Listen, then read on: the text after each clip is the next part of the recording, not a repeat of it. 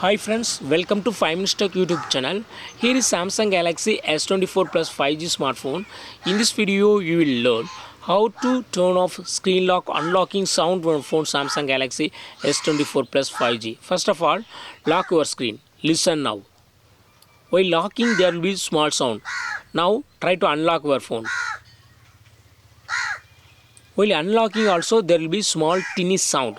If you would like to turn off this screen lock unlocking sound, yes you can do it.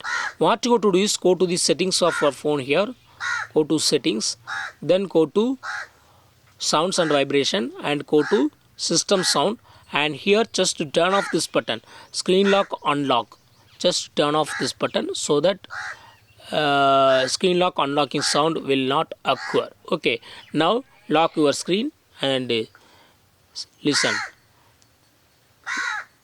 While locking and unlocking there is no sound. Okay, so in this way you can easily turn off screen lock unlocking sound in your phone Samsung Galaxy S24 Plus 5G. That's all friends, thanks for watching. Bye.